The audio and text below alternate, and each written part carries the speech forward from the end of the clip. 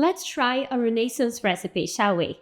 So for context, I have an apple tree and last year it made exactly 3 apples. This year, on the other hand, there must have been hundreds of them. So I've made crumbles and cakes and chutneys and muffins and puree, you name it. I've given them to friends and family. I was running out of ideas of what to do with these apples until it occurred to me, a 16th century recipe, of course. Apples were one of the most common fruits in medieval and early modern Europe, and they were usually eaten cooked or baked in lots of different ways, such as potages or tarts. These apples were usually much smaller than the ones we have today, which is why I thought that mine were just perfect.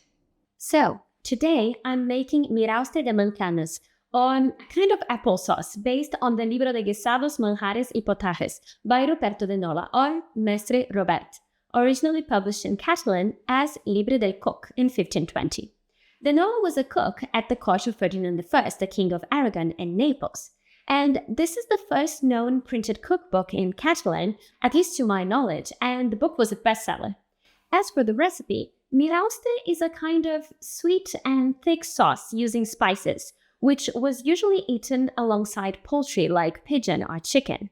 But what I'm thinking is that I'll probably have this by itself for breakfast. So, here's the recipe.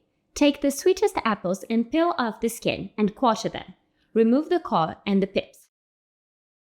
Then, set a pot to boil with as much water as you judge necessary, and when it boils, cast in the apples. Then, take well-toasted almonds and grind them well in a mortar.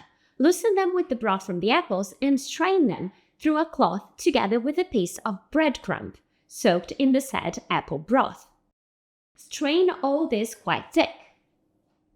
After straining, add a good amount of ground cinnamon and sugar, then put it to cook on the fire, and when the sauce boils, remove it from the fire.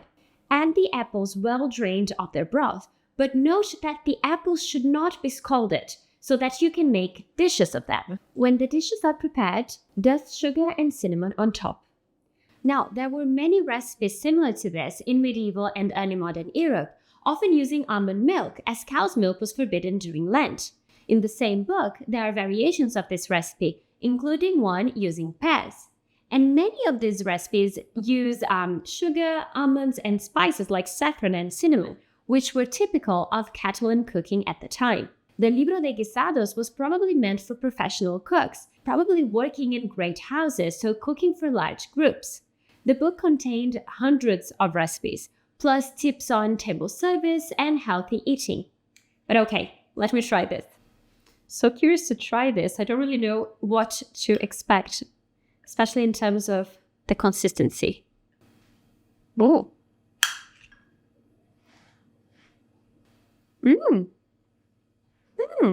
I think this would make for a great breakfast, either hot or cold. And if you do eat pigeon, I guess it could work as a side or as a sauce.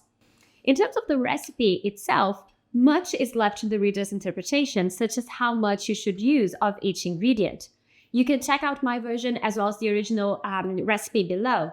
But in any case, I think it's a delicious dish, and I'll probably be making it again, especially as I still have lots of apples.